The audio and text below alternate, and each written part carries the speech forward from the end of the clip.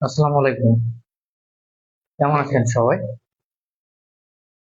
আসলে ভালো থাকার কথা না, সবার সবাই হয়তো বা নিউজ গুলা দেখেছেন।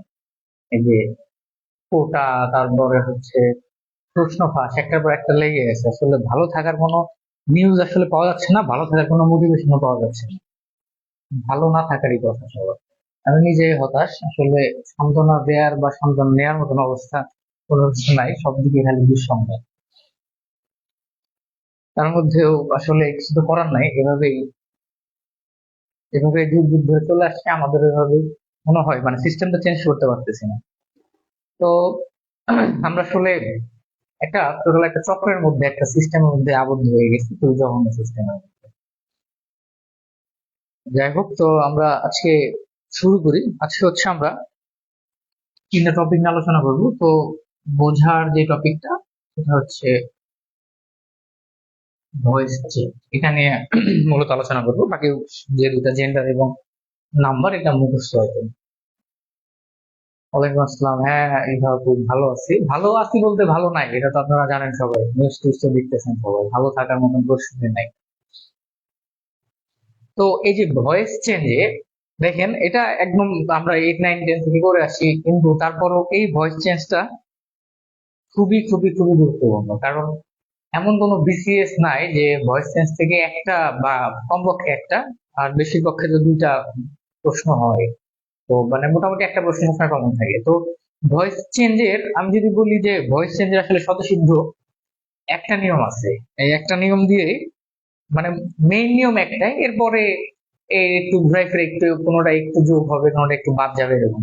তো একটা নিয়ম দিয়ে আসলে আমরা ভয়েসটাকে আমরা চিনতে পারি, মানে ভয়েসকে আমরা আসলে সমাধান করতে পারি। আমি পার্সোনালি মনে করি একটা নিয়ম ভয়েসের, এরপরে কিছু বেসিক নিয়ম জানলে ভয়েসের চেহারা দেখলে বোঝা যায়। তো আসলে এই যে আমরা আমরা জানি যে একটা আগে একটা কিছু পূর্ব শর্ত বলে নেই, যে ভয়েস করতে গেলে আমরা যদি ভয়েস চেঞ্জ করতে যাই, তবে অবশ্যই ট্রানজিটিভ ভার্ব হতে হবে। ট্রানজিটিভ ভার্ব ছাড়া ভয়েস করা যায় না। যেমন আমি যদি বলি আই লিভ ইন হোম, অথবা আই লিভ ইন হোম, অথবা এটা যদি আমি বলি, তো এখানে আমি কিন্তু আগে ক্লাসে আপনাদের ট্রানজিটিভ এবং ইনট্রানজিটিভ নিয়ে আলোচনা করেছিলাম। তো সবাই তখন কিন্তু বলছিলাম যে মানে যদি অবজেক্ট খুঁজে না পাই বা কি খুঁজে না পাই, সেক্ষেত্রে কিন্তু এটা ইনট্রানজিটিভ ভার্ব। তো ইনট্রানজিটিভ ভার্বে ইউজুয়াল মানে ম্যাক্সিমাম বা মানে মোটামুটি 99% ক্ষেত্রে দুই একটা ভাবে ইয়া করা যায়, কিন্তু ইনট্রানজিটিভ ভার্বে কখনো ভয়েস চেঞ্জ হবে না। তো ভয়েস চেঞ্জ হতে গেলে আমাদের ট্রানজিটিভ ভার্ব লাগবে, যার একটা অবজেক্ট লাগবে। তো অবজেক্ট ছাড়া বা ট্রানজিটিভ ভার্ব ছাড়া আমরা আসলে ভয়েস চেঞ্জ করতে পারবো না। এটা হচ্ছে পূর্ব শর্ত। যেমন আমি বললাম যে যে এটা আই হেল্প পিপল, আমি লোকজনগুলোকে সাহায্য করি। তো এই যে কাদের সাহায্য করি কি বা কাদের, তো এটা হচ্ছে এখানে অবজেক্ট আছে, এবং এই হেল্পটা হচ্ছে ট্রানজিটিভ ভার্ব। এটা হচ্ছে পূর্বের কথা। তো এই ট্রানজিটিভ ভার্ব ছাড়া আসলে আমরা ভয়েস চেঞ্জ করতে পারি না। তো এটা আগে বলে নিলাম। কমপ্লিমেন্ট থাকলে স্বাভাবিকভাবে ভয়েস চেঞ্জ করা যায় না, ভয়েস চেঞ্জ করার জন্য ট্রানজিটিভ ভার্বটা আবশ্যক। তো এই যে যে ভয়েস চেঞ্জ করব, আমি বলি ভয়েসের রুলস হচ্ছে একটা, ভয়েসের নিয়ম সবসময় একটা, সেটা হচ্ছে এই নিয়মটা লিখে রাখবেন বা এই নিয়মটা জানবেন, সেটা এই নিয়ম ফলো করে সব ধরনের ভয়েসই সলভ করা যায়, শুধু একটু একটু এডিট করে, এদিক ওদিক একটু করে। এটা হচ্ছে প্রথমে আমরা সাবজেক্ট দিব। এবার সাবজেক্টের পরে এই রুলসটা হচ্ছে স্বতঃসিদ্ধ। এখানে যদি কোনো অক্সিলারি ভার্ব থাকে, সেটা যদি বাক্যের প্রধান বাক্যে, যদি আমাদের অ্যাক্টিভ ভয়েসে যদি কোনো অক্সিলারি ভার্ব থাকে, সেই অক্সিলারি ভার্বটা বসবে, না থাকলে তো নাই।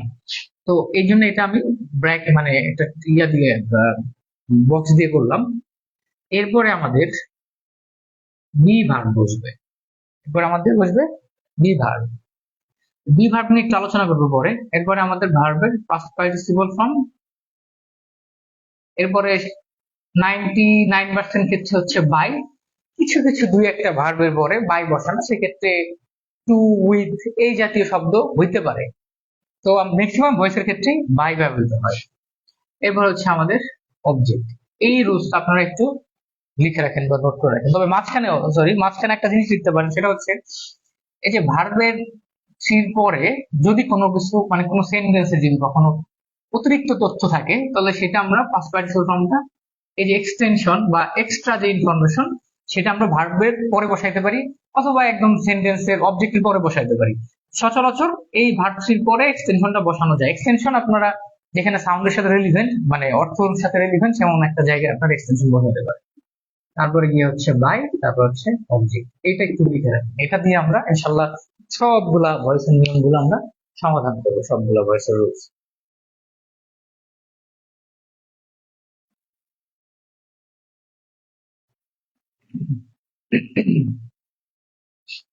সাবজেক্ট অক্সিলারি ভার্ব থাকলে অক্সিলারি ভার্ব হবে, মানে যেটা অ্যাক্টিভ অ্যাক্টিভ ভয়েসে থাকবে সেটা, না হলে তো নাই। তারপরে বি ভার্ব, তারপরে ভার্ব থ্রি, তারপরে extension by plus object. Extension যদি থাকে, মানে কোনো এক্সট্রা কোনো ইনফরমেশন যদি থাকে বা কোনো ফ্রেজ থাকে, তো সেই ফ্রেজ গুলো আমরা ভার্বের স্বাভাবিকভাবে ভার্বের পাস্ট পার্টিসিপল ফর্মের পরে বসাবো, অথবা একদম অবজেক্টের শেষে বসাইতে পারি। এটা হচ্ছে আমাদের বেসিক রুলস। এখন আমি একটু এই বি ভার্বটা নিয়ে একটু কথা বলবো। আমাদের বিটা আমরা এখানে অক্সিলারি ভার্ব হিসেবে ব্যবহৃত হবে, সেই বি ভার্বের।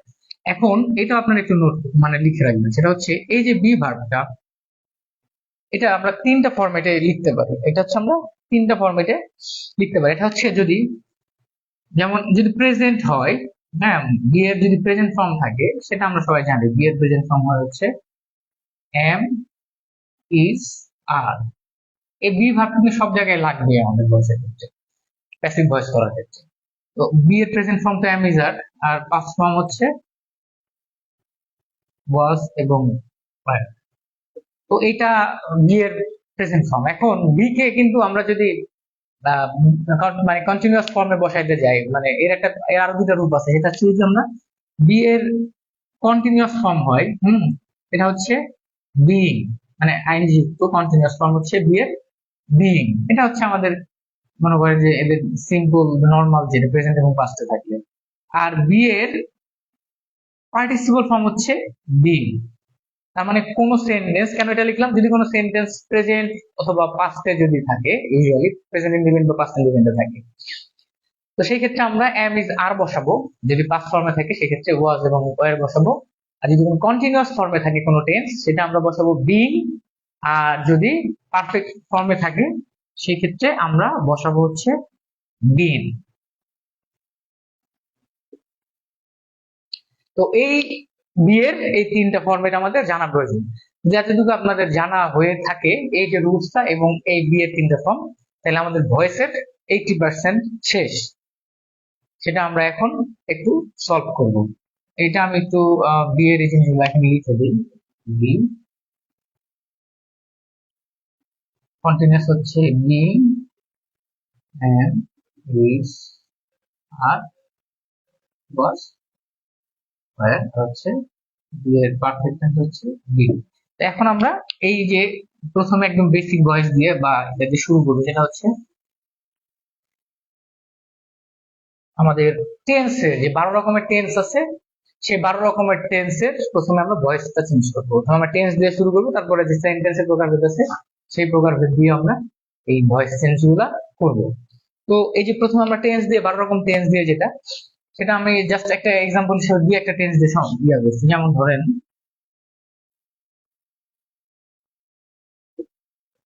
সাকিব লাভস বুবলি। সাকিব হচ্ছে বুবলিকে ভালোবাসে, ধরে নিলাম কোনো বাসে, ঠিক আছে, পুরাতন প্রেম বাঁচতে পারে। তো সাকিব লাভস বুবলি। তো আমরা এই যে এই ফরম্যাটটা দিয়ে একদম শুরু, একদম প্রেজেন্ট ইনডিফিনিট ফর্ম দিয়ে সেন্টেন্স দিয়ে শুরু করতে যাচ্ছি। তো এইখানে একটা জিনিস হচ্ছে কি, এই যে এই সাবজেক্টটা কিন্তু, মানে এই সাবজেক্টটা কি হবে, অবজেক্টকে আমরা সাবজেক্ট হিসেবে আনবো প্যাসিভ ফর্ম। এটা আমাদের অ্যাক্টিভ ফর্মের ভয়েস। এই সাবজেক্ট অবশ্যই আমরা অবজেক্টকে সাবজেক্ট করবো, যেটা অবজেক্টকে সাবজেক্ট করব। আর এই যে সাবজেক্টে করব হচ্ছে অবজেক্ট, এটা তো আপনারা জানেন। তো এই যে বুবলি হচ্ছে যেহেতু প্যাসিভ ফর্মে থাকবে, সেই প্যাসিভ ফর্মে বুবলি হচ্ছে আমাদের সাবজেক্ট, বুবলি। এখন বলছিলাম যে অক্সিলারি ভার্ব থাকলে অক্সিলারি ভার্ব হবে, অক্সিলারি ভার্ব যদি না থাকে তাহলে তো আর আমরা আনতে পারবো না। এখানে কোনো অক্সিলারি ভার্ব নাই, এখানে কোনো অক্সিলারি ভার্ব নাই, তাহলে এখানে অক্সিলারি ভার্ব আমাদের বসাইলাম, বুঝবে না। তাহলে এটা বাদ গেল, এখান থেকে অক্সিলারি ভার্ব নাই, থাকলে বসাইতাম। এখন পরেরটা আসছে হচ্ছে বি ভার্ব। বি বলতে মানে টু বি বোঝায়, মানে বি ভার্ব। তো বি ভার্বে এটা একটা প্রেজেন্ট ইনডিফিনিট টেন্স, এবং এটা কোনো কন্টিনিউয়াস না পারফেক্ট না। বি ভার্বের আমাদের ইয়া ছিল হচ্ছে am is are was were, এখন যদি এটা প্রেজেন্ট টেন্স এটা হচ্ছে ইজ হবে। তারপর বলছিলাম ভার্বের পাস্ট পার্টিসিপল ফর্ম, তাহলে হচ্ছে লাভ। এরপর এক্সটেনশন নাই, এখানে দেখেন কোন এক্সটেনশন আছে এখানে না, এক্সটেনশন বা এক্সটেনশন নাই, তাহলে বসাবো না। এরপরে গিয়া আমাদের বাই, এরপরে আমাদের সাবজেক্ট হয়ে যাবে object. Shakib is, sorry Bubly is love by Shakib.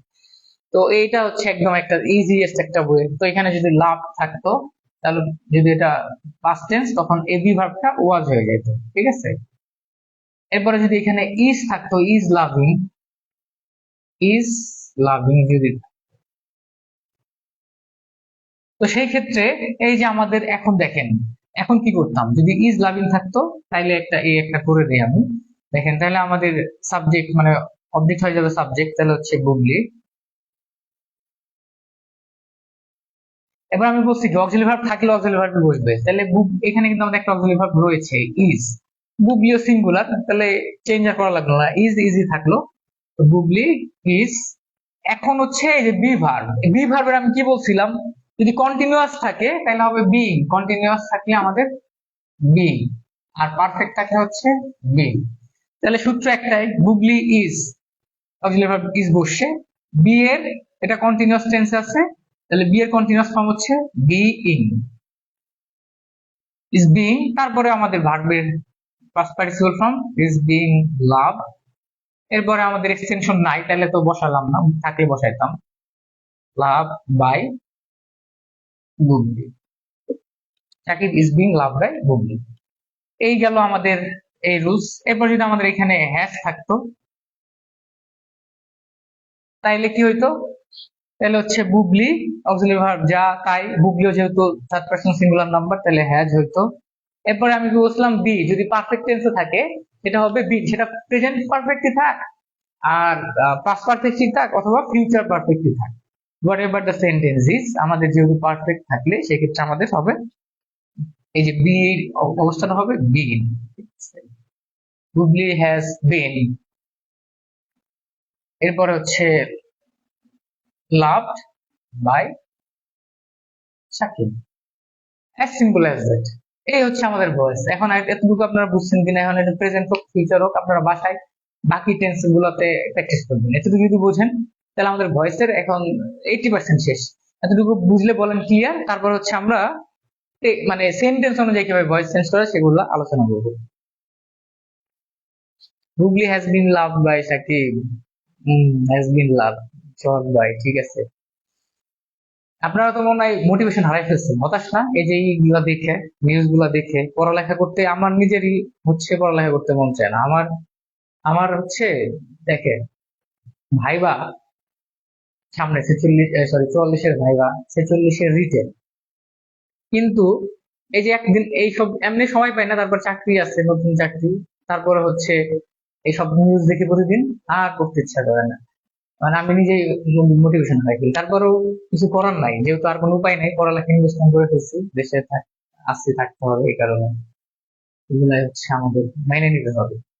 আচ্ছা, তো এটা যদি আমাদের যায় তাহলে আমাদের ভয়েস মোটামুটি শেষ বলা যায়। এখন আমরা এতে সেন্টেন্স ধরে ধরে বা এক্সেপশনাল যে রুলস গুলা, এইখানে আমরা কিছু ভয়েস আমরা আলোচনা করবো। তো প্রথমেই বিসিএস এ 44-45 বা লাস্ট কয়েকটা বিসিএস এ আমাদের হচ্ছে ইয়ে থেকে প্রশ্ন আসছে, WH কোশ্চেন থেকে, মানে প্রশ্নবোধক থেকে ইন্টারোগেটিভ সেন্টেন্স থেকে ইয়ে আসে, ভয়েস আসে। তো আমি ইন্টারোগেটিভ নিয়ে একটু আলোচনা করতেছি। ইন্টারোগেটিভের হচ্ছে বিশেষ করে WH কোশ্চেন দিয়ে, WH কোশ্চেন আসুক আর এমনি ডু ডাজ দিয়ে আসুক একই রুলস। তো আমি কঠিনটা দিয়ে শুরু করছি, কঠিন না সহজ এগুলো WH দিয়ে। তো WH এর যে ব্যাপারটা হয় দেখেন, আমরা ওই রুলসটা দিয়ে করব।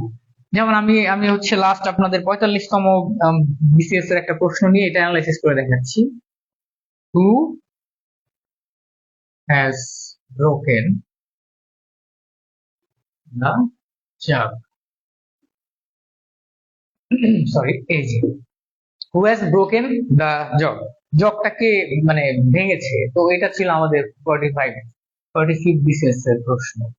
এটা আমি জানি আপনারা সবাই সলিউশন করতে পারেন। তারপর আমি আমাদের যে আমি আমার নিয়মটা আবার কি করে ফেলছি না, তো আচ্ছা, নিয়মটা তো আপনাদের জানাই আছে, নিয়মটা উপরে লিখে রাখলে ভালো হতো। আমি আমার দেখেছি সাবজেক্ট হচ্ছে অক্সিলারি ভার্ব প্লাস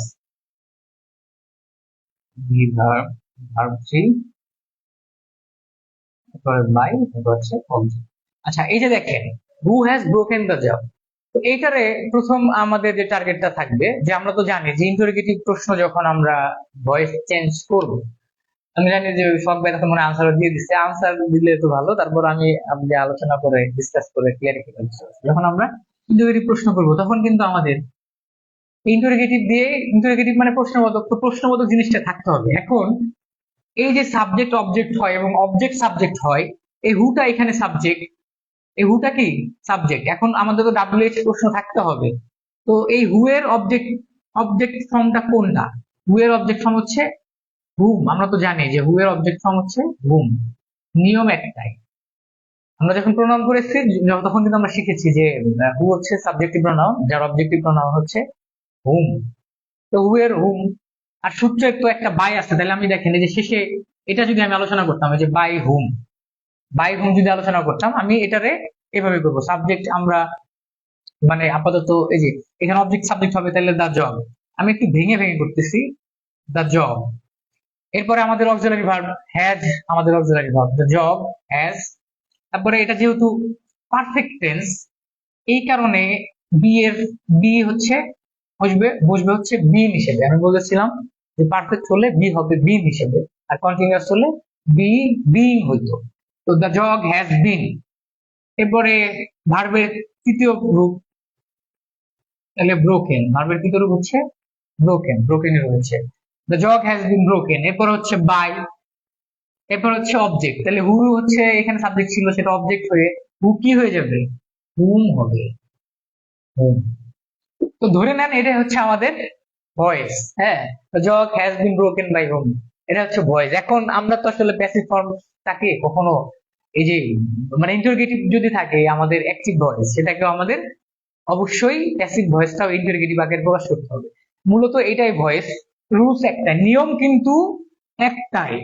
শোনেন শোনেন, মানে the books has made so much varieties of rules, অথবা যারা ইংলিশ পড়ান এরা অনেক অনেক খালি পেঁচান এবং অনেক অনেক রুলস বানান, কিন্তু নিয়ম ভয়েসের একটাই, এই একটা রুলস দিয়ে সমস্ত নিয়ম কভার করা যায়। তো এই যে দেখেন the jug has been broken by whom, এটাকে আমি একটা মাঝখানে একটা দ্বিতীয় স্তরে একটা ভেঙে নিলাম।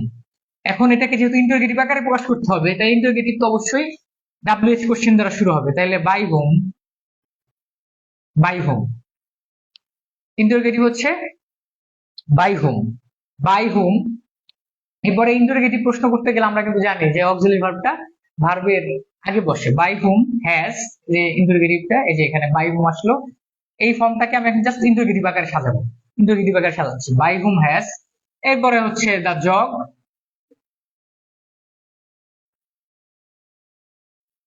By whom has the jug been broken. তো জাস্ট আমি এই জিনিসটাকে জাস্ট কোশ্চেন আকারে সাজায় রাখলাম, এটাই বাই হুম কোশ্চেন আকারে থাকবে। এবং কোশ্চেন করতে গেলে যে কোনো কিছু আমরা যখন ইন্টারোগেটিভ প্রশ্ন করি, সেক্ষেত্রে আমাদের অবশ্যই এই যে সাবজেক্টের আগে, মানে এই যে ডাব্লিউএইচ কোশ্চেন আগে সাবজেক্টের আগে আমাদের ডাব্লিউ বসে, তারপরে গিয়ে এখানে আমাদের সাবজেক্ট, তারপরে গিয়ে হচ্ছে বিন, মানে পরে যা আছে তাই। এই হচ্ছে আমাদের তিন স্তরে ভাগ করে এইভাবে করতে পারি, যাদের যাদের একটু সমস্যা হয়। কিন্তু আপনারা যখন 5টা 6টা বা কয়েকটা 10টা 20টা প্র্যাকটিস করবেন এই ডাব্লিউএইচ কোশ্চেন দিয়ে, তখন আর আপনাদের এই সমস্যাটা কিন্তু আর হবে না। তখন আপনারা একদম সরাসরি এখানে এই এই ফরম্যাটটা এখানে বসাতে পারবেন, by whom has the jug been broken, এভাবে বসাতে পারবেন। অবশ্যই এই প্রশ্নবোধক চিহ্ন দিতে হবে, তাহলে তো ইন্টারোগেটিভ হলো না। তো এই হচ্ছে আমাদের ইন্টারোগেটিভ এর ব্যাপারটা, ইন্টারোগেটিভ এইভাবে করে আমরা সমস্ত ইন্টারোগেটিভ সলভ করতে পারি। ইন্টারোগেটিভটা বুঝতে পারছেন কিনা একটু জানান। By whom has the glass jug been broken, সবার কোয়েশ্চেন আনসার লিখে ফেলে, আপনারা আপুরা কি বুঝতে পারছেন কিনা? তাহলে ইন্টারোগেটিভ গেলে কিন্তু আমাদের ভয়েসের 80% ক্লিয়ার হয়ে গেল, ঠিক আছে, ভয়েসের 80% ক্লিয়ার হয়ে গেল, আর বাকি আছে কি, আর আমরা একটা ইম্পারেটিভ সেন্টেন্স দেখবো, তারপরে শেষ হয়ে যাবে।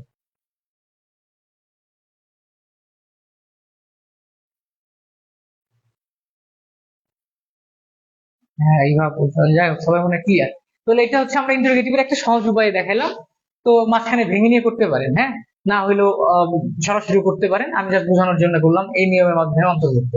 এখন আমরা হচ্ছে ইম্পারেটিভ সেন্টেন্স থেকে কিভাবে আমরা ভয়েস চেঞ্জ করতে পারি সেইটা দেখাই দিব এখন আমরা। তো ইম্পারেটিভ সেন্টেন্স আমরা জানি, ইম্পারেটিভ সেন্টেন্স হচ্ছে কোনো কিছু মানে ভার্ব দিয়ে শুরু হয়, ইউজুয়ালি ভার্ব দিয়ে শুরু হয়। তো এই যে ইম্পারেটিভ সেন্টেন্সে দুই ভাবে ইম্পারেটিভ সেন্টেন্স করা যায়। একদম প্রচলিত একটা ট্রেডিশনাল নিয়ম হচ্ছে, বা স্বাভাবিকভাবে যেটা আসে সেটা হচ্ছে, মানে ইম্পারেটিভ সেন্টেন্স আমরা তো জানি যে ভার্ব দিয়ে শুরু বা কোনো কিছু অর্ডার নির্দেশাবলী দিয়ে শুরু। তো এরকম যদি থাকে, যেমন একটা প্রশ্ন বিসিএসসি প্রশ্ন ছিল যে ওপেন দা ডোর। তো আমি বলছি ইম্পারেটিভ সেন্টেন্সকে দুই ভাবে আমরা ভয়েস চেঞ্জ করতে পারি। স্বাভাবিকভাবে ইম্পারেটিভে একটা জিনিস আনতে হয়, সেটা হচ্ছে যেহেতু এখানে আমাদের ইয়ে থাকে না, মানে ওরকম ভাবে আমাদের কে মানে কে হচ্ছে সাবজেক্ট এখানে উল্লেখ থাকে না, উজ্জ্ব থাকে। তো ইম্পারেটিভে আমাদের শুধু লেট আনতে হবে। হ্যাঁ, তাইলে আমরা বাকি সব নিয়ম একই। তো লেট তা শুধু আগে বসাই দিব, লেট, তারপরে হচ্ছে আমাদের সাবজেক্ট, সরি মানে এই যে অবজেক্ট, মানে অবজেক্ট হবে সাবজেক্ট, লেট দা ডোর। এবার এখানে অক্সিলারি ভার্ব তো নাই, তাহলে অক্সিলারি ভার্বটা কাটা।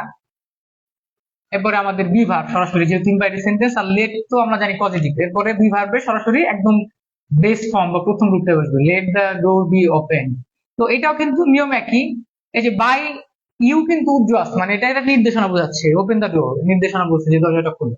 তো এখানেও আমরা এই যে by you, let the door be open by you, নিয়ম একই, শুধু লেটটা আনবো।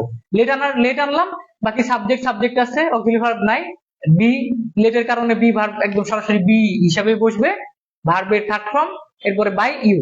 এখন বাই ইউ তো থাকে না, তো এই কারণে এই পর্যন্ত, কিন্তু নিয়ম যদি বলেন আপনি, নিয়ম এতটুকু পর্যন্ত, let the door be open. ঠিক আছে, এটা হচ্ছে আমাদের ইম্পারেটিভ সেন্টেন্সের মানে নিয়ম। তো মানে বেসিক নিয়ম। তো অনেকে আবার এটাকে মানে যদি মানে বাক্যের অর্থ অনুযায়ী আপনি যদি প্রকাশ করতে চান, এভাবে হইতে পারে যে ইউ আর রিকোয়েস্টেড। হ্যাঁ, এই যে আমি বললাম ইউটা উজ্জ্বল আছে, তো বললাম যে ইউ আর রিকোয়েস্টেড, অথবা এটা বলতে পারি অর্ডারও বলতে পারে, অথবা হ্যাঁ বললাম যে মানে বাক্যের অর্থ অনুযায়ী কিভাবে অর্থ বোঝাচ্ছে সে অনুযায়ী, your order to open the door. এটা হচ্ছে আর একটা নিয়ম। এই নিয়মে আপনারা মানে এটা তেমন একটা প্রযোজ্য বা অপশনে থাকে না, তো এইভাবে করা যায়, your order to open the door. এভাবেও আমরা প্যাসিভ আকারে এই সেন্টেন্স থেকে প্যাসিভ ফর্মে প্রকাশ করতে পারি। তো এই গেল আমাদের ইম্পারেটিভের দুইটা নিয়ম। আর যদি ইম্পারেটিভ সেন্টেন্সে আমাদের যদি ইম্পারেটিভ সেন্টেন্সে নেগেটিভ হয়, নেগেটিভ যদি হয় ইম্পারেটিভ সেন্টেন্স, সেক্ষেত্রে আমরা শুধুমাত্র ধরেন লেট নট দিয়ে করবো। আরো অনেক ভাবে করা যায়, কিন্তু প্রচলিত নিয়মগুলাই বা যেগুলো আমাদের যেখান থেকে প্রশ্ন বেশি হয় ভয়েসের, আমাদের তো অবশ্যই অপশন থেকে আনসার নিতে হয়। যদি আপনাকে করতে দিত, আপনি দু তিন ভাবে ভয়েস করা যেতে পারো, কিন্তু এখানে আমরা মানে যেভাবে অপশনে আনসার থাকবে সেভাবে করবো। তো যদি নেগেটিভ থাকে সেটা হচ্ছে এই নট লাগাই দিব, লেট নট দিয়ে লাগাই দিব। যেমন আমি বললাম যে ডোন্ট,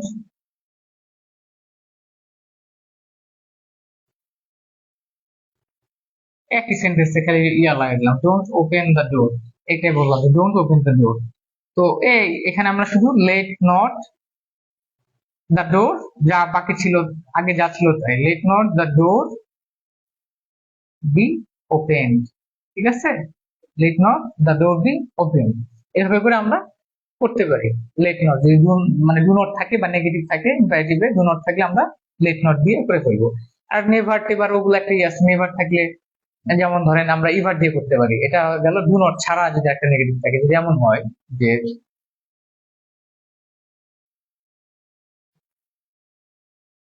নেভার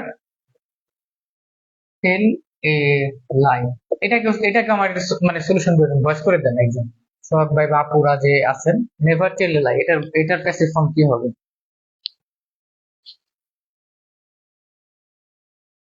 নাসিম ভাই এটা লেখেন তো, যে নেভার টেল এ লাই এটা কি হবে, এটার প্যাসিভ ভয়েস কি হবে?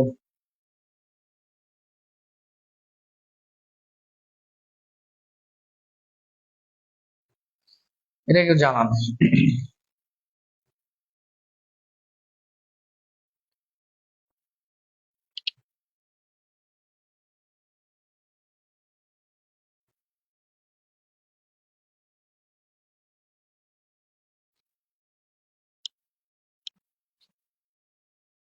এটাকে করতে পারবেন? চান্দা, এটা ওই লেট দিয়ে করতে পারেন, লেট বা লেট নট দিয়ে করতে পারেন। হ্যাঁ, এটা একটু করেন তো। Never, late never a lie be told. হ্যাঁ, অথবা let not a lie ever be told, যেভাবে করেন সমস্যা নেই। হ্যাঁ, এই যে এই নিয়ম দিয়ে আমরা করতে পারি যে লেট নট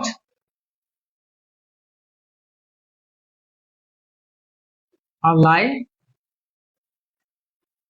বি টোল্ড, অথবা আমি বলতে পারি যে লেট আ লাই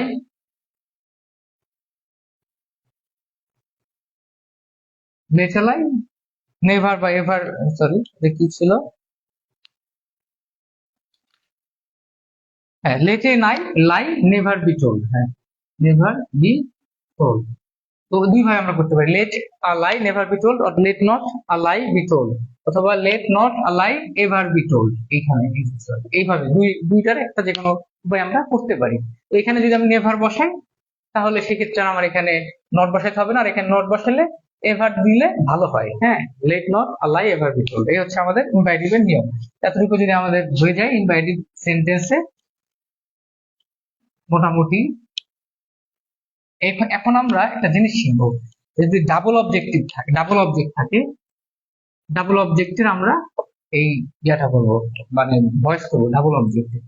দেখেন একটা, এতক্ষণ আমাদের সব সেন্টেন্সে একটা অবজেক্ট ছিল, এখন আমাদের দুটো অবজেক্ট থাকতে পারে।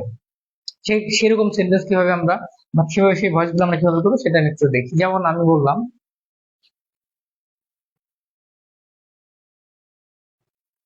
হচ্ছে এই যে বল্টু, বল্টু গেভ পুতুল, পুতুলকে হচ্ছে আ রোজ। বল্টু হচ্ছে পুতুলকে একটা গোলাপ দিল ভালোবাসার নিদর্শন স্বরূপ। তো এখানে দেখেন আমি মানে যদি আমি কি বা কাকে দ্বারা প্রশ্ন করি, সেক্ষেত্রে আমি দুইটা দুইটা অবজেক্ট পাচ্ছি, কি দিয়েছে এবং কাকে দিয়েছে। এখানে আমরা একই সাথে দুটো অবজেক্ট পাচ্ছি। বল্টু পুতুলকে দিয়েছে, কি দিয়েছে, রোজ দিয়েছে। তো এই যে ডাবল অবজেক্ট, এই ক্ষেত্রে নিয়ম আমাদের একটাই, তবে এই ক্ষেত্রে আপনার একটা, you have the liberty to choose a subject, আপনি যে কোনো একটা সাবজেক্ট ধরে করতে পারেন, যে কোনো একটা সাবজেক্ট ধরে করলে ভয়েস হবে। ডাবল অবজেক্টের ক্ষেত্রে তাহলে আমাদের যে কোনো একটা সাবজেক্ট দিয়ে করলেই হবে। হতে পারে যে পুতুল দিয়ে শুরু করতে পারেন আপনি, অথবা এই গোলাপ দিয়ে শুরু করতে পারেন। আমি জাস্ট দুইটা এক্সাম্পল দিচ্ছি। তো প্রথমে আমি পুতুল দিয়ে করলাম, পুতুল সাবজেক্ট দিয়ে ধরে করলাম এই ক্ষেত্রে। তবে এই যে এটা হচ্ছে আমাদের প্রধান, যদি মানে অবজেক্ট বলেন প্রধান অবজেক্ট, মানে এখানে পার্সন দিয়ে করলে ভালো হয়। তবে চাইলে আমি এটা দিয়েও করতে পারি। তো আমি পুতুল দিয়ে শুরু করলাম, এটা বেশি অথেন্টিক। হ্যাঁ, পুতুল। এরপরে আমাদের এই যে বিভার, যেহেতু এটা পাস্ট টেন্স ছিল, বিভার বিষয়ে বসবে ওয়াজ, অক্সিলারি ভার্ব এখানে নাই, হবে না। পুতুল ওয়াজ গিভেন, পুতুল ওয়াজ গিভেন, কি দিয়েছে, এই যে এক্সটেনশন যদি থাকে, এই যে দেখেন আমি কিন্তু এখানে বলছিলাম যে যদি ভার্ব থ্রির পরে আমাদের এক্সটেনশন বসে, প্রথমে যারা প্রথম থেকে ক্লাস করছেন তারা তো দেখছেন, আমি বলছিলাম যে ভার্ব থ্রির পরে এক্সটেনশন বা এক্সট্রা যে তথ্যগুলো থাকবে সেটা আমি ভার্ব থ্রির পরে বোঝাতে পারি। পুতুল ওয়াজ গিভেন আর রোজ, এরপরে বাই বল্টু। ঠিক আছে, এই হচ্ছে আমাদের ডাবল অবজেক্টিভ নিয়ম। আবার আমি এই রোজ ধরে যদি করতাম, সেক্ষেত্রে আমি এভাবে লিখতাম, আর রোজ ওয়াজ গিভেন। তো এই ক্ষেত্রে আমাদের স্বাভাবিকভাবে মানে কাকে দিয়েছে, গিভেন টু পুতুল, এই টুটা বসাইলে এটা মানে ইট সাউন্ডস গুড, অথবা it is relevant to the sentence meaning. আর rose was given to Putul, rose was given to পুতুল, বা পরে বাই বলবো, যে কোনো একটা ওয়েতে আপনি করতে পারেন ডাবল অবজেক্ট থাকলে। ঠিক আছে, সে একই নিয়ম, তবে আপনি যে কোনো একটা অবজেক্ট ধরে করবেন। এটা হচ্ছে আমার মানে, আপনারা এই পরীক্ষা হলে একটু এটা খেয়াল করবেন, তাইলে হবে একদম ইজি, নিয়ম একটাই। ঠিক আছে, এখন এটা গেল ডাবল অবজেক্টের ক্ষেত্রে। এবার আপনাদের এমন একটা জিনিস আছে, সেটাকে আমরা বলি অবজেক্ট কমপ্লিমেন্ট। আমরা জানি যে কমপ্লিমেন্ট হচ্ছে কোন কর্তা সম্পর্কে, কর্তা এবং কমপ্লিমেন্ট হচ্ছে একই, একে আলাদা করা যায়, এবং ওদের ও সম্পর্কে ডিরেক্ট তথ্য। ও আর কমপ্লিমেন্ট একই জিনিস, আলাদা কোনো কিছু না। তো এটা তো আমরা কমপ্লিমেন্ট জানি, কিন্তু অবজেক্ট কমপ্লিমেন্ট একটা জিনিস আছে। এই অবজেক্ট কমপ্লিমেন্টটা কিরকম, ধরেন আমরা এই ধরনের সেন্টেন্স দেখি অবজেক্ট কমপ্লিমেন্টেড কি করবো, অবজেক্ট আমরা বলি না যে উই মেড হিম ক্যাপ্টেন, আমরা তাকে ক্যাপ্টেন নির্বাচিত করলাম। তো দেখেন এই যে উই মেড হিম কাকে করেছি, তাকে করেছি, এবং এই যে হিম এবং ক্যাপ্টেন আপনারা মানে হোপফুলি আপনারা জানেন কমপ্লিমেন্ট কি, তারপর আমি একটু বলে দিচ্ছি। হিমটা তো এখানকার অবজেক্ট, হিম হচ্ছে এখানকার অবজেক্ট। এই অবজেক্টের আর এই হিম এবং ক্যাপ্টেন হচ্ছে সেম পারসন এবং এদেরকে আলাদা করা যায় না। তো যে কোনো কিছু এই যে সাবজেক্ট এবং এর সম্পর্কে যে তথ্য আছে সে যদি একদম হুবহু সেম হয় এবং একই তথ্য থাকে, এদেরকে আলাদা না করা যায়, সেক্ষেত্রে এটাকে বলে কমপ্লিমেন্ট। তো এখানে যেহেতু অবজেক্ট আর ক্যাপ্টেন একই জিনিস, তাকে ক্যাপ্টেন বানিয়েছি, হিম এবং ক্যাপ্টেন ওরা একই জিনিস, সেই কারণে এটাকে বলা হয় অবজেক্ট কমপ্লিমেন্ট। এটাকে বলা হয় অবজেক্ট কমপ্লিমেন্ট, মানে অবজেক্টের কমপ্লিমেন্ট। তো এইরকম এরকম সেন্টেন্সে আমরা ভয়েস চেঞ্জ করি ভাবে। তো এই যে অবজেক্ট, তো আমি he was made captain by us, এটা গেল আমাদের ইসের নিয়ম, অবজেক্ট কমপ্লিমেন্টের নিয়ম। আশা করি এবার ধরেন যেই ভয়েসে আসেন না কারণ আপনাদের আর সমস্যা হবে না, সবই সলভ করতে পারবেন।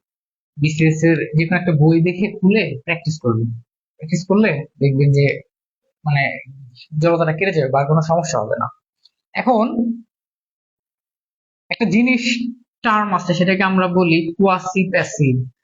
কোয়াসি মানে হচ্ছে অর্ধেক, হ্যাঁ, কোয়াসি মানে হচ্ছে অর্ধেক। মানে এমন কিছু সেন্টেন্স থাকে যে সেন্টেন্স গুলা নর্মালি থাকবে অ্যাক্টিভ ফর্মে, Putul was given by Rose বাই বলতো, he was made captain by us, হ্যাঁ ইউ হ্যাভ নাসিং বাই, ঠিক আছে আপনারা রাইট। তো এমন কিছু সেন্টেন্স থাকে যেগুলো অ্যাক্টিভকেই প্যাসিভের মতো দেখা যায়, অ্যাক্টিভকে প্যাসিভের মতো দেখা যায়, যেমন হানি টেস্ট সুইট। এই হানি কিন্তু মধু হানি, আবার এই হানি কিন্তু ওই যে সোনা বাবুর হানি না, এটা হচ্ছে মধু হানি, হ্যাঁ, এবং মধু হানি টেস্ট সুইট। হানি হচ্ছে মধু, হচ্ছে টেস্ট করতে মানে মিষ্টি, এটা বোঝাচ্ছে। এখন দেখেন এই যে হানি কিন্তু কোনো সাবজেক্ট, মানে ও নিজে কিন্তু কাজ করতেছে না, হ্যাঁ, ও কিন্তু নিজে টেস্ট করতেছে না। এটা বোঝাচ্ছে যে মানুষজন টেস্ট করে, যে মানুষজন টেস্ট করে বুঝতে পারছে যে হানি হচ্ছে মিষ্টি। কিন্তু এইখানে সেন্টেন্সটা আসলে একই আকারে, but it's ইমপ্লাইং as a passive form. এখানে বোঝা যাচ্ছে যে হানি টেস্ট সুইট, মানে হানি কি, এই যে হানি মানে আপনার বাবু সোনা হানি, সে কি মিষ্টি খেয়েছে, সে মিষ্টি টেস্ট করছে না, এই অর্থ কিন্তু সেটা নাই যে লিঙ্কিং ভার্ব হিসেবে বুঝেছে। এখানে হানি টেস্ট সুইট মানে মানুষজন যখন এই মধু খায় সেটাকে মিষ্টি মিষ্টি খেতে, এটা বোঝাচ্ছে হানি টেস্ট সুইট। তো এই ক্ষেত্রে আমরা যেটা করব, এই ওয়াসিফ ক্ষেত্রে দেখেন ও কিন্তু সাবজেক্ট না, ও মূলত অবজেক্টিভ, পিপল হচ্ছে সাবজেক্ট। তো সেক্ষেত্রে আমরা ও যেহেতু হানি যেহেতু অবজেক্ট, তাহলে সেটার সাবজেক্ট আনতে হবে। সাবজেক্ট ও নিজেই, মানে ওই এখানে আছে সাবজেক্ট হিসেবে, আসলে সাবজেক্ট না, ও অবজেক্ট। তার মানে আমি সাবজেক্ট অবজেক্ট হিসেবে আনলাম, তাহলে হানি, এরপরে হচ্ছে আমাদের বি ভার্ব হানি ইজ, এরপরে ভার্বের থ্রি টেস্টেড, এরপরে হচ্ছে আমাদের এক্সটেনশন বা যেটা যে থাকবে টেস্টেড সুইট, হ্যাঁ হানি ইজ টেস্টেড সুইট। এটা হচ্ছে আমাদের এই কোয়াসিভ ক্ষেত্রে নিয়ম। হ্যাঁ, হানি is tasted sweet, honey is tasted sweet, অথবা আরেক ভাবে করা যায় হানি ইজ সুইট, এটা বেশি appropriate. Honey is sweet when it is tested, যখন এটাকে টেস্ট করা হয়। তো মনে মনে ধরে নেন এটার পরে আছে বাই পিপল, মানুষজন যখন টেস্ট করে তখন এটা মিষ্টি, খেতে মিষ্টি। তো এটা গেল আমাদের কোয়াসিভ প্যাসিভের ক্ষেত্রে। একদম সেম ভাবে আমরা যদি রেসিপ্রোকাল করি, রেসিপ্রোকালও একই নিয়ম এখানে রেসিপ্রোকালে, যেমন হি, রেসিপ্রোকাল তো আমরা জানি যে নিজে নিজে কোনো কিছু করলে হি কিল্ড হিমসেলফ, সে নিজে নিজেকে হত্যা করছে। একদম এটার মতো নিয়ম হবে he is killed by himself.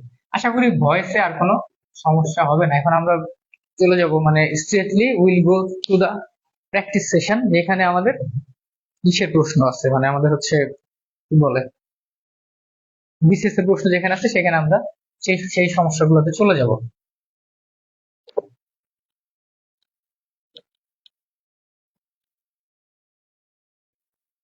এই নিয়মটা ধরে সবাই প্র্যাকটিস করবেন।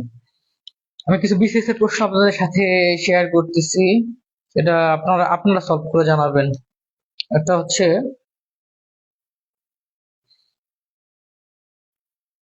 সবই সহজ। Who taught you friends? Who taught you French? কে আপনাদের ফ্রেঞ্চ শিখাইছে? এটার এটার ভয়েস আপনারা করবেন। আরেকটা ভয়েস হচ্ছে, এটা ছিল আমাদের 40তম বিসিএস এর প্রশ্ন, এটা হচ্ছে 40 বিসিএস এর প্রশ্ন। একটা করেন, সেটা হচ্ছে do not close the door. না, এটা আমি করাই দিয়েছিলাম, এটা না। 45তম বিসিএস এর একটা প্রশ্ন ছিল, she played on the flute. She played on the flute. একটু কষ্ট করে লেখেন দু একজন, খালি বসে থাকলে তো আপনারা ঘুমাই যাবেন অন লাইভ ক্লাস। একটু টাইপ করেন, মেসেজ লেখেন, আনসার লিখে দেন। নীতি আপু, ওয়ালাইকুম আসসালাম। এই শান্ত আপু, এটা কমেন্ট করে আনসার জানান তো। By whom were you taught friends? এইভাবে গুড। এটা ছিল 40 বিসিএস, এটা ছিল 45 বিসিএস এর প্রশ্ন, এটা হচ্ছে 40 বিসিএস এর প্রশ্ন। পরেরটা বলেন।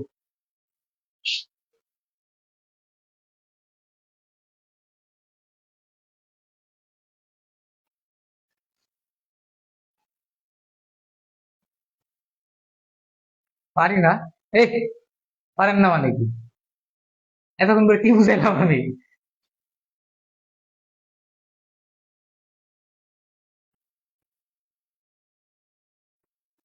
The flute was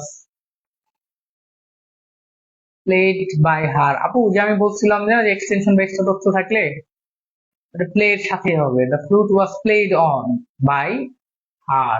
হ্যাঁ, অনটা মিস করে গেছে, হয়তো বা টাইপিং মিস্টেক হতে পারে। কিভাবে? The flute was played on by her, এই যে এক্সট্রা যে তথ্যটা আছে এক্সটেনশন, আমি ভার্ব থ্রি পরে বুঝবো, অনটা অনের সাথেই থেকে যাবে। ফ্রেজ যদি কোনো ক্ষেত্রে ভার্বে ধরেন আপনার কি আছে আমাদের, কি বলে এটাকে, মানে ভার্বের সাথে যে তথ্যগুলা ফ্রেজাল ভার্ব বা যদি থাকে সেই ক্ষেত্রে, তো সেটা ওর সাথে সাথেই বসে যাবে। তো এই ছিল মোটামুটি বিসিএস এর প্রশ্ন, এটা আপনারা ইয়া করে নেবেন, আর প্র্যাকটিস করে নেবেন। এর বাইরে থেকে আর আশা করি নাই, এগুলাই সব পারবেন। হ্যাঁ, ভয়েসের নিয়ম একটাই। তো এটা ভয়েস চেঞ্জ আমাদের গেল। Thank you who has contributed your answer, share your answer. আর যারা আনসার শেয়ার করেন নাই তাদেরও থ্যাংক ইউ, সমস্যা নাই, ধীরে ধীরে একটু আর ইয়া করেন। তো এইভাবে ভয়েস, আমার মনে হয় না যে এইভাবে কেউ মানে এত মানে ভয়েসটাকে কঠিন করে, সহজ না করে কঠিন করার কোনো দরকার নাই, এইভাবে করে মনে হয় অনেকে চিন্তা করে না। এখন আমরা শিখবো হচ্ছে নাম্বার। নাম্বার অংশটা, নাম্বার এবং জেন্ডার অংশটা আপনারা ডাইজেস্ট বা কোন একটা ডাইজেস্ট থেকে দেখতে পারেন, অথবা লাস্ট শুধু প্রিভিয়াস ইয়ারের কোশ্চেন গুলো দেখতে পাবেন।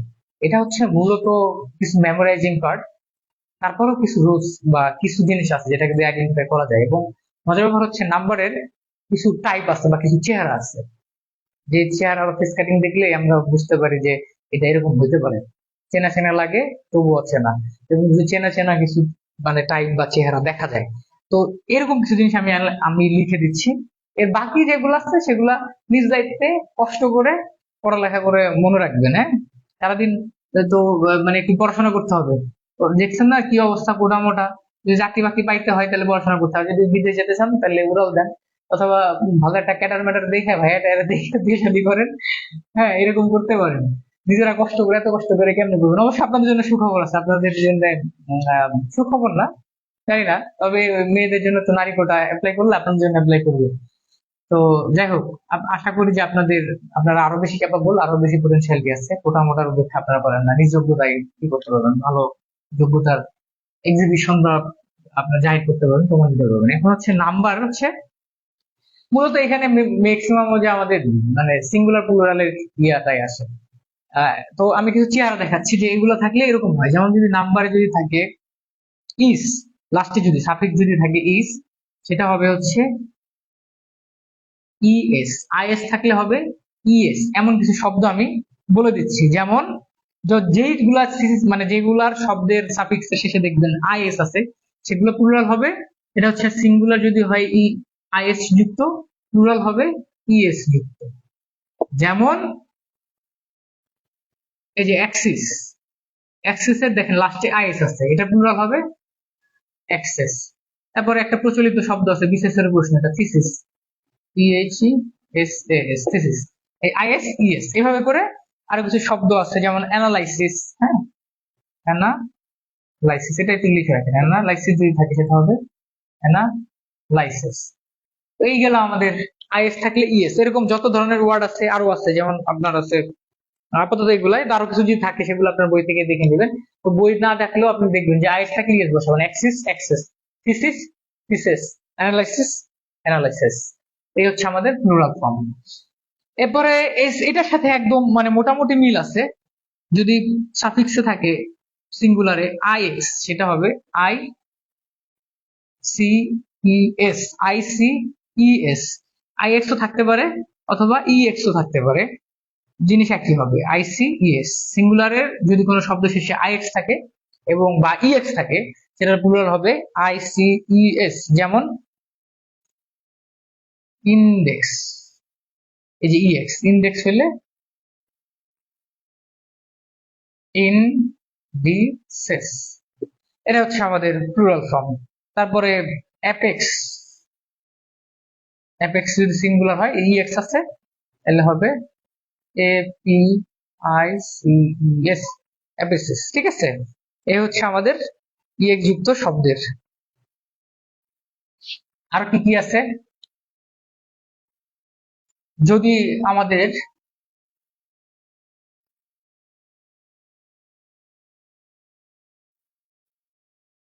যদি শেষে থাকে তিনটা জিনিস দেখা যাচ্ছে আপনাদের, হচ্ছে ইএফ বা এফ ই অথবা এল এফ, যদি শেষে এই তিনটা ওয়ার্ড থাকে, ইএফ এফই মানে ইএফ এফই আর হচ্ছে এল এফ, যদি কোনো শব্দের সাফিক্সে এইগুলো থাকে ইএফ এফই এল এফ, যদি সিঙ্গুলার হিসেবে থাকে সেই ক্ষেত্রে আমাদের প্লুরাল হিসেবে বসবে বিইএস, প্লুরাল হিসেবে বলবো বিইএস। যেমন লাইফ, কি আছে এখানে এফই আছে, সেটা হবে আমাদের লাইফ। ঠিক আছে, এরকম যত ধরনের ওয়ার্ড আমাদের রয়েছে। তারপর আছে এই যে গরুর বাচ্চা, কাফ, হবে CALVES। ঠিক আছে, এই যে পর্যন্ত ঠিকই আছে, এটা হয়ে যাবে BES লাস্টে। হ্যাঁ, তো এটা হচ্ছে আমাদের। তারপর আরো আছে যেমন ওল্ফ যদি হয়, ওল্ফ, এটা হবে আমাদের WELVES। ঠিক আছে, তো এফ বা এল এফ থাকলে লাস্টে এটা নামের মনে হচ্ছে লাস্টে যেগুলো আমরা চেঞ্জ করতে পারি, নাম্বার থেকে একটা প্রশ্ন হবে, নাম্বার এবং জেন্ডার থেকে প্রায়শই মানে মাস্ক ধরাই যায়, নাম্বার এবং জেন্ডার মিলে একটা প্রশ্ন হয়। ঠিক আছে, আর ভয়েস থেকে তো একটা বা দুইটা মাস্ক প্রশ্ন। তার মানে আজকে যে ডিসকাশনটা হচ্ছে গ্রামারে, কিন্তু এখান থেকে আপনি 2 নাম্বার পাই দেবেন ভেরি ইজিলি। 50-60টা বা কিছু সিঙ্গুলার প্লুরাল মুখস্থ করবেন, কিছু জেন্ডার মুখস্থ করবেন, আর ভয়েস আমি একটা রুলস শিখাই দিচ্ছি এগুলা দিয়ে। এবার যদি লাস্টে থাকে ইউএম, যদি লাস্টে ইউএম থাকে সেটা হবে এ। আবার যদি ONO থাকে সেটাও লাস্টে হবে এ। সাফিক্স যদি লাস্টে ইউএম থাকে তাহলে হবে এ, ON থাকলে হবে এ। যেমন আমি যদি লিখি এজেন্ডাম, সিঙ্গুলার হচ্ছে দেখেন, এটা কিন্তু আমরা সহজে আইডেন্টিফাই করতে পারছি, ইউএম থাকলে সিঙ্গুলার, আর এটার প্লুরাল হবে এ যুক্ত থাকে, তার মানে ইউএম এর বদলে হবে এ, তাহলে এজেন ইউএম এর বদলে হলো এ। এজেন্ট পর্যন্ত ঠিক আছে, ইউএম এর বদলে হলো এ।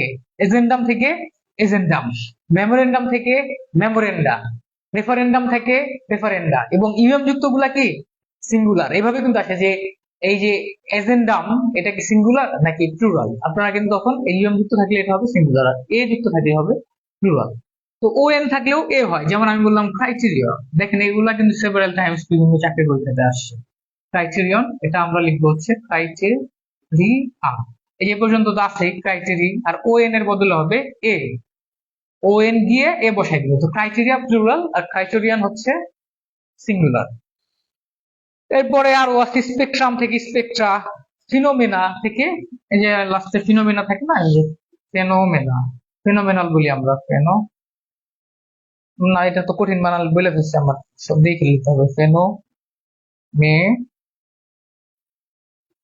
এই যে ফেনোমেনন, তো ও এন থেকে হবে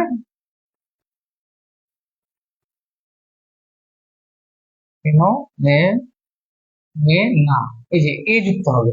তো এই ওয়ার্ড গুলা আমরা, এটা আমাদের ইউএম থাকলে সিঙ্গুলার, বা ও এন থাকলে সিঙ্গুলার, এ থাকলে প্লুরাল। আর একটা সাফিক্স দেখলে আমরা চিনতে পারি, সেটা হচ্ছে যদি লাস্টে ইউএস থাকে, আম, অন, আস, এই তিনটা ওয়ার্ড হচ্ছে সিঙ্গুলার, আর এগুলার প্লুরাল হচ্ছে এ, আম এবং অনে হচ্ছে এ, আর ইউএস থাকলে হয় হচ্ছে আই। আই হচ্ছে যদি লাস্টে সাফিক্স হিসেবে ইউএস থাকে সেটা সিঙ্গুলার, এবং সেটা প্লুরাল করবো আমরা আই দিয়ে। 5-6টা জিনিস শিখবো, এগুলো দিয়ে আমাদের মানে ইম্পর্টেন্ট নাম্বার সিঙ্গুলার প্লুরাল বোঝা যাবে। যেমন যেমন আমি বললাম ফোকাস, ফোকাস, ফোকাস, লোকাস যাই থাকুক, ইউএস আছে, এই যে ইউএস, এটার বদলে উঠে কি হবে, প্লুরাল হিসেবে হবে এই যে ফকি, ইউএস এর বদলে আই যুক্ত হবে, ফকি। তারপরে আরো আছে আপনার অ্যালাম নাস, অ্যালাম নাস, এটা হবে আমাদের অ্যালাম নাই, এই যে ইউএস এর বদলে হয়ে গেল আই। এই জাতীয় যত শব্দ আছে। তারপর আছে টার্মিনাস, টার্মিনাস থেকে টার্মিনি, রেডিয়াস থেকে রেডি, এই যে দেখেন একটা এটা আসল বৈশিষ্ট্য আছে, রেডি, রেডি আস, তো রেডিয়াস, এই যে ইউএস আছে, তো এই পর্যন্ত ইউএস এর বদলে একটা আই হবে, তাহলে দেখেন রেডি পর্যন্ত ওয়ার্ড ঠিকই আছে, এই যে রেডি, এর ইউএস এর বদলে একটা আই বসবে, তাহলে এটা হলো আই, রেডিয়াস থেকে রেডি। এই হচ্ছে আমাদের নাম্বারের সিঙ্গুলার এবং প্লুরালের সাফিক্স দেখে বোঝার উপায়। এটা থেকে আমাদের মোটামুটি 70% গেল, আর 20% জিনিস আমি আবার লিখে দেবো এখন। আর বাকি 10% দেখা গেল টোটাল অল্প কিছু, 50টা বা 30টা আপনাদের সিঙ্গুলার প্লুরাল মুখস্থ করলে হয়ে যাবে। এইখানে আমি আর গুরুত্বপূর্ণ একটা নাম্বারের জিনিস আপনাদের আমি করে দিচ্ছি। আচ্ছা, আপনাদের একটা সমস্যা, আপনারা কিন্তু কোনো জায়গায় আপনাকে একদম 100% মুখস্থ করাই দিবেন, আপনাদের পড়তে হবে। আমরা we are providing you the guidelines, বা in every coaching center বা আপনার যেখানে যান না কেন, সব জায়গায় এরকম মানে হচ্ছে আপনার 100% মুখস্থ করা দিয়ে সম্ভব না, বিশেষ করে সিলেবাস। বাট আপনাকে যে ডিরেকশনটা দিবে সেই ডিরেকশন অনুযায়ী আপনাদের করবেন। আপনাদের হোমওয়ার্ক দেওয়া থাকে না, সেগুলো আপনারা বাসায় প্র্যাকটিস করবেন। যে এই যে আপনার টাস্কও দেওয়া থাকে, এগুলো এই যে আমি যে টপিক গুলো পড়াইলাম, সেই টপিকটা আপনাদের উচিত উচিত হচ্ছে এগুলো একদম আজকে রাতে শেষ করে ফেলা, বা কোনো সমস্যা থাকে সেটা জানানো। আপনারা কিন্তু আমাদেরকে ব্যক্তিগতভাবে গ্রুপে কিছু লিখানো না, পোস্ট করেন না, বা আমাদেরও নক করে বলেন না যে ভাইয়া এখানে একটু সমস্যা হচ্ছে, বা এটা একটু ঝামেলা হচ্ছে, বা এখানে একটু আপনার আমাদের শেয়ার করতে পারেন, বা আমাদের কাছে আমাদের কোনো ভুল থাকলে সেটা বলতে পারেন না। আপনারা সে ব্যাপারে কেমন যেন উদাসীন, জানান না, ফিডব্যাক দেন না, বা হচ্ছে ভাই এখানে সমস্যা হচ্ছে, বা পারতেছি বা পারতেছি না, এটা কিন্তু করতে পারেন আপনারা, আপনাদের সিরিয়াসনেসের অভাবে এখানে। আচ্ছা, আমি কিছু ওয়ার্ড লিখে দিচ্ছি যেখানে, যেগুলা সিঙ্গুলার এবং প্লুরাল হচ্ছে একই, মানে একই। কিছু কিছু শব্দের সিঙ্গুলার এবং প্লুরাল ফর্ম সেম, এই ওয়ার্ড গুলা অবশ্যই মনে রাখতে হবে এখান থেকে। যেমন আমি প্রথমে যেখানে দেখলাম, ওখান থেকে যদি 60% প্রশ্ন হয়, 30% প্রশ্ন এখান থেকে হয়, যেগুলো সিঙ্গুলার এবং প্লুরাল সেম। এই ওয়ার্ড গুলো আপনারা একটু লিখে রাখেন। সেটা হচ্ছে অথবা যে কোনো ডাইজেস্টেও পাবেন, আমি লিখে দিচ্ছি আপনাদের। তাও অ্যাপারটাস, এয়ারক্রাফট, মানে এগুলা সিঙ্গুলারও যা প্লুরালও তা, এগুলা শব্দে সিঙ্গুলার হিসেবে বসতে পারে, প্লুরাল হিসেবে বসতে পারে, এগুলোর আলাদা কোনো অর্থ নাই। অ্যাপারটাস, এয়ারক্রাফট। তারপর হচ্ছে সিরিজ, স্পেসিস, এসএস থাকলে ওগুলা সিঙ্গুলারও বোঝায় আবার প্লুরালও বোঝায়, এগুলাকে সিঙ্গুলার মানে আলাদা করে করা লাগে না বা করা যায় না। তারপর হচ্ছে আমাদের ফর্স বা সৈন্য, ক্যানন মানে কামান,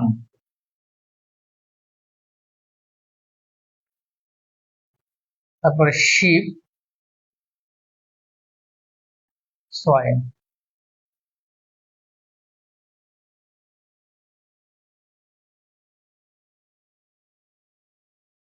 এই যে একসাথে প্রাণীগুলোর নাম লেখেন, শিপ, সোয়াইন, ফিশ, আর হচ্ছে ডিয়ার। আমি একটু মানে মনে রাখার জন্য এইভাবে করে আমি নোট করে রাখতাম বা লিখতাম। অ্যাপাকাস, এয়ারক্রাফট, দুইটা একই অর্থ বা একই এ দিয়ে মিলে। সিরিজ, স্পেসিস, হর্স, ক্যানন, এগুলো যুদ্ধের অস্ত্র। এই যে প্রাণীগুলা, শিপ, সোয়াইন, ফিশ, ডিয়ার, আমি এভাবে করে ভাগ করে লিখে রাখতাম বা মনে রাখার চেষ্টা করতাম। তারপর আছে হচ্ছে হান্ড্রেড, হান্ড্রেড পাইস, দুইটা আলাদা ওয়ার্ড, কিন্তু আমি মনে রাখতাম যে 100 পাইস মানে 100 পয়সা। তো এই যে ওয়ার্ড গুলা যেগুলো সিঙ্গুলার এবং প্লুরাল সেম, এই কয়েকটা ওয়ার্ড, এই 10-12টা ওয়ার্ড যদি আপনারা ইয়া করেন, মুখস্থ করেন, হয়ে গেল। আর বাকি অল্প কিছু যেগুলো বিগত সাল চাকরি পরীক্ষাতে আসছে, কোনো ডাইজেস্ট থেকে বা কোনো ইম্পর্টেন্ট মানে যে কোনো একটা বই থেকে, ওগুলো একটু দেখে নিবেন। এটা হলো আপনাদের নাম্বারের ব্যাপারগুলা। তো নাম্বার গেল।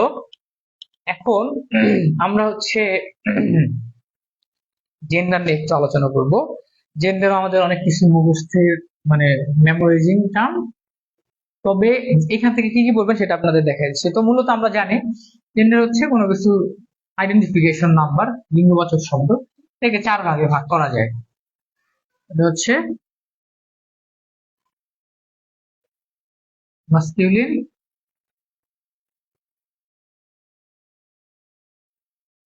পুরুষবাচক, স্ত্রীবাচক, কমন, আর হচ্ছে নিউটার। তো এটা এই যে এখান থেকে কমন জেন্ডার থেকে প্রশ্ন হয় বিসিএস এর বিভিন্ন চাকরির, মানে বিসিএস এর প্রশ্নে কমন জেন্ডার থেকে প্রশ্ন হয়। যেমন আমরা যেটাকে ছেলে মেয়ে উভয়কে বোঝাই, কারণ অ্যাকচুয়ালি বিসিএস এর প্রশ্ন ছিল সিবলিং, সিবলিং মানে ভাই এবং বোন বুঝায়। তারপরে 44তম বিসিএস এর প্রশ্ন ছিল সম্ভবত প্যারেন্টস। তো প্যারেন্টস বাবা মা উভয়কে বোঝায়, যখন যেটাকে বাবা মা বা ছেলে মেয়ে উভয় যে কোনো জিনিসকে বোঝাবে, পুরুষ লিঙ্গ মানে ইয়া কি বলে মানে যদি উভয় জিনিসকে বোঝায় সেটা হচ্ছে আমাদের মাস্কুলিন এবং ফেমিনিন, যদি উভয় বোঝায় সেটা হচ্ছে আমাদের কমন। আর নিউট্রাল হচ্ছে যাদের কোনো জড় বস্তু, যাদের কোনো জড় ইয়া নাই, মানে মানে কোনো লিঙ্গ বোঝায় না, সেগুলো হচ্ছে আমাদের নিউট্রাল। তো এই জিনিসগুলো হচ্ছে আমাদের ইয়া গেল। এখন আমি কিছু কমন জেন্ডার লিখে দিচ্ছি যেখান থেকে প্রশ্ন হয়, বিশেষ এর প্রশ্ন সবগুলি। তারপরে 44তম বিশেষ, সরি 43তম বিশেষের প্রশ্ন ছিল মনার্ক। তো এই কয়েকটা কমন জেন্ডার আমি লিখে দেই, এগুলা একটু আপনারা জাস্ট এগুলো করলেই হবে আশা করি। হ্যাঁ, এগুলাই চাকরি পরীক্ষার প্রশ্ন। সেটা হচ্ছে অরফান। অরফান বলতে কি বোঝাচ্ছে? এতিম, সে ছেলেও হইতে পারে মেয়েও হইতে পারে, ঠিক আছে। অরফান। বেবি, বয় বেবি হইতে পারে, গার্ল বেবি হইতে পারে। তারপরে বাছুর, যেটাকে আমরা যে আগে বললাম কাফ। তারপরে স্পাউস, দম্পতি। Sibling, parent. তারপরে এই যে আগে আমি যে কিছু জিনিস লিখছিলাম না, ওই সিঙ্গুলার প্লুরাল, ওগুলো আবার একই সাথে কমন জেন্ডারের মধ্যে পড়ে। শিপ, দেয়ার, এগুলো আমাদের কমন জেন্ডারের মধ্যে অন্তর্ভুক্ত। তারপরে ফ্রেন্ড, ডক্টর, ফ্রেন্ড, ডক্টর। সোভেরেন বা সার্বভৌমত্ব।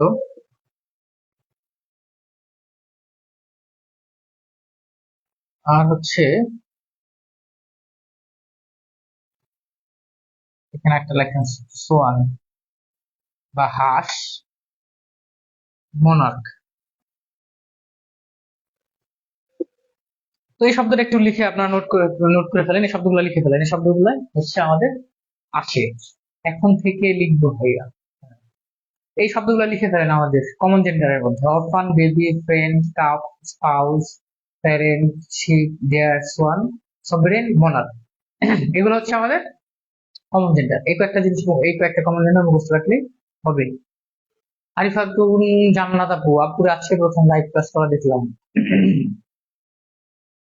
শাওরিন আছে, শাওরিন মনে করলেন লাইভ ক্লাস করে। শান্তা, আচ্ছা, এটা আমাদের কমন জেন্ডার হিসেবে গেল। এগুলা লেখা হয়ে গেছে মনে হয় আপনার? লেখা হইলে আপনার একটু বলেন যে লেখা শেষ। এরপরে আমরা এখন আরো কিছু এক্সেপশনাল কিছু জিনিস আমরা ইয়া করব, আলোচনা করব বা লিখে রাখবো। আমি আমার নোট করা আছে, এগুলো আমি অ্যানালাইসিস করে নোট করে রাখছি। এগুলোর বাইরে খুব একটা বেশি আসে না। আমি যখন পড়ছি অ্যাকচুয়ালি 44-এ, তখন এগুলো নোট করে আমি রাখছিলাম। এর বাইরে যখন আমি পরে রিভিশন দিই, খালি এগুলো একবার চোখ বুলাই যায়। এগুলা মোটামুটি অ্যানালাইজড শব্দ, আপনাদের আলাদা করে কষ্ট করতে হবে না, এগুলো নোট করে রাখলে হয়ে যাবে। অনেক মানে বইতে আবার দেখা গেল যে 50টা ওয়ার্ড আছে শুধু কমন জেন্ডার, কিন্তু 50টা আমার দরকার নাই, 10-15টা হইলে হয়ে যাবে। এগুলো আমি অ্যানালাইসিস করে রাখছি নোট আপনাদের, সেগুলাই আমি আপনাদের লিখে দিচ্ছি। এবার এখন কিছু শব্দ আছে সবসময় অলওয়েজ মাস্কুলিন থাকে, মানে সবসময় পরিবাচক বোঝায়। এই শব্দগুলা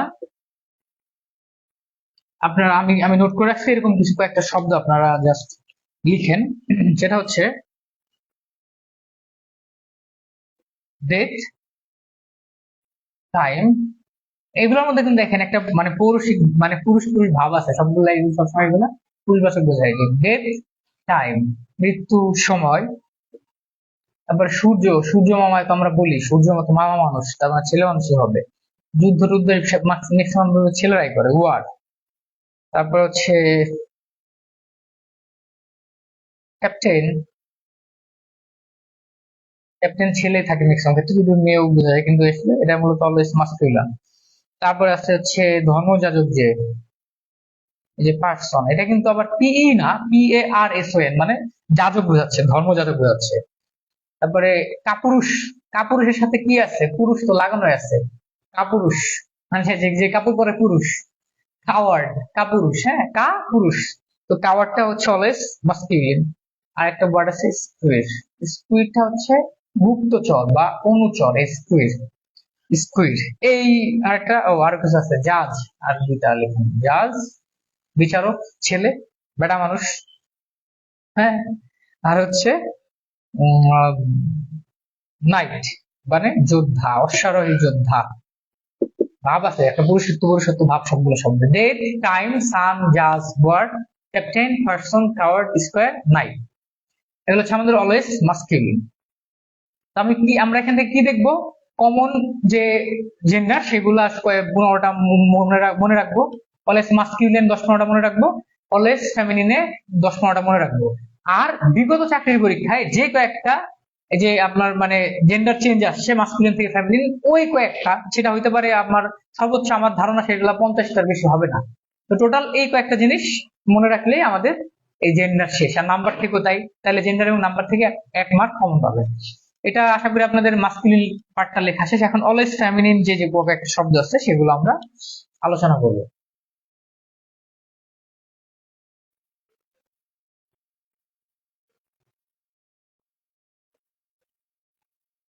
সেটা হচ্ছে এই দেখেন, কোমল জিনিসগুলো সবসময় মেয়েবাচক বোঝায়, বেডি মানুষ, হ্যাঁ, উইমেন। তো এই যে মাস্কুলিন হচ্ছে আমাদের, ফেমিনিন হচ্ছে অ্যাটম। দেখেন এই সূর্য কড়া জিনিস, তাপ দেয়, আর কোমল, চাঁদ হচ্ছে কোমল, চাঁদের মতো সুন্দর, নারীদের সৌন্দর্য কল্পনা করার জন্য। এই যে মুন, এটা হচ্ছে অলওয়েজ সবসময় মহিলাবাচক বোঝাচ্ছে। তারপর হচ্ছে এই যে দেখেন, প্রকৃতির জিনিসটা আমি 3টা একসাথে লিখছি, যে নেচার, প্রকৃতি, প্রকৃতি একদম কোমল, এটা হচ্ছে এই যে বোঝাচ্ছে এখানে আমাদের নারীবাচক। Atom, word, sorry moon, nature. তারপরে হচ্ছে অ্যামাজন, মানে হচ্ছে বীরঙ্গনা বা বীর নারী বোঝাচ্ছে। তারপরে যে শু, মানে বদমেজাজি বা কুটনি বুড়ি, কটকুটি শয়তান, এটা হচ্ছে শু। আপনারা মনে পড়ছেন যে উইলিয়াম শেক্সপিয়ার একটা লেখা ছিল, দ্য টেমিং অফ দ্য শু, মানে কর্কট বা বজ্জাত মহিলার জিনিসটা এরকম একটা ছিল, সেটা আমাদের মনে হয় মনির চৌধুরী কি বলে, হয়তো মানে নাট্যকার মনির চৌধুরী, উনি আবার এটাকে বঙ্গানুবাদ করেছিল। তারপর হচ্ছে ভার্জিন। তারপর হচ্ছে এই যে কৃষ্ণ, মানে সরি কি বলে এটাকে, এই মানে স্বর্ণ আকৃতির চুল, যে এটা স্বর্ণাকৃতির চুলের যে মহিলাগুলা সেগুলো ব্লন্ডি বলা হয়। আর হচ্ছে নার্স, এখন যদিও বেটা নার্স দেখা যায়। এগুলো হচ্ছে আমাদের জেন্ডারের, আমাদের হচ্ছে ফেমিনিন জেন্ডার। তো এই কয়েকটা এখান থেকে মনে রাখলে হবে। এখন আমি একটা বিশেষে প্রায়শই প্রশ্ন হয় একটা জায়গা থেকে এবং আমাদের কনফিউশন হয়েছে, ঘোড়া সমাচার। আমি এটাকে আলাদা করে নোট করে রাখছিলাম, আমি আমার আমার একটা নোট খাতায়, সেটা হচ্ছে ঘোড়া সমাচার লিখে, বাংলা লিখে ঘোড়া সমাচার। এইখানে মানে একটা ঘোড়ারই অনেকগুলা ফেমিনিন এবং মাস্কুলিন জেন্ডার আছে, তো সেটা আমাদের সরি ঘোড়া বা হরিণ সমাচার, দুইটা জিনিস একই সাথে। লিখে রাখছিলাম, মানে এখান থেকে প্রশ্ন হয়, কনফিউজিং ব্যাপার আছে। তো এইটাকে, এই যে ডিয়ার, মাস্কিলিন যদি ডিয়ার হয়, এটা মাস্কিলিন, তো এটা হচ্ছে ডো, এটা একটু আলাদা করে নোট করে রাখবেন। তারপর মনে করার চেষ্টা, বুঝাই দিচ্ছি যে টেকনিক শেয়ার করতেছি। হার্ট, সরি, এই যে এই হার্ট, আমি হৃদয় হার্ট লিখে ফেলছি, এই হার্ট মানে ঘোড়া, এটা হবে ড্রো, স্ট্যাগ, হিন্ড, স্টালিয়ন। এখান থেকে প্রশ্ন হয় কিন্তু বিসিএস, মোর। তো এই যে যে আমাদের ঘোড়া বা হরিণের সমাচার, এটা মানে হচ্ছে ঘোড়া, আর বাকিগুলো হচ্ছে হরিণ। তো এই হরিণ থেকে প্রশ্ন আসে, এবং আমরা আমরা মানে বোঝাই যে এটা এটা কি মাস্কুলিন না ফেমিনিন, বা ডিয়ারের ফেমিনিন ফর্ম কি হবে, বা ড্রো এর মাস্কুলিন ফর্ম কি হবে। এটা এখানে যে ডেয়ার, ডি, ডি, ডেয়ার থেকে ডো। সমস্যা হয় কি, এটার মানে তো হরিণী, এটার মানে হরিণী, এটার মানে হরিণ, এটার মানে হরিণী, কিন্তু পার্টিকুলার শুধুমাত্র ডেয়ারের সাথে ডোই যাবে, ডেয়ারের সাথে আপনি রো বসাইতে পারবেন না। এই কারণে এই ডি এবং ডি তে মনে রাখবেন।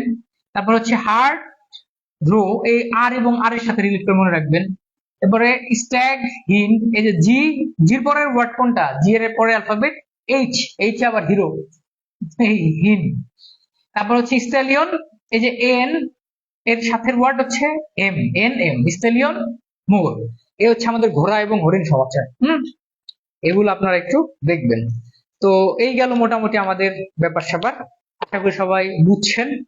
তো নেট প্রবলেম, অনেকক্ষণ ক্লাস করতে পারি নাই, ক্লাস দেখে নিয়েন সব, এগুলো দেখলেই হবে। হ্যাঁ, এগুলো দেখলে হবে ভাই, এগুলো দেখলে হবে। পাশাপাশি হচ্ছে আপনারা ওই যে যেগুলা মানে বইয়ে দেখবেন, যেগুলো বিগত সালে আসছে না মাস্কুলিন থেকে ফেমিনিন করার, ওই জিনিসগুলো আপনারা একটু দেখে নেবেন। আর আমি যেগুলো লিখে দিচ্ছি এর বাইরে, ফেমিনিন মানে always, always masculine, always feminine, এর বাইরে কিছু লাগবে না, বা কমন জেন্ডার, এই কয়েকটা ওয়ার্ড গুলা বললেই হবে। ঠিক আছে, আমি তো নোট করে এগুলা অ্যানালাইসিস করে রাখছি। আর বেশি সময় পাইলে বা বেশি পড়ার ইচ্ছা থাকলে ওগুলা পড়তে পারেন। হ্যাঁ, আপাতত এগুলা দেখলেই হবে।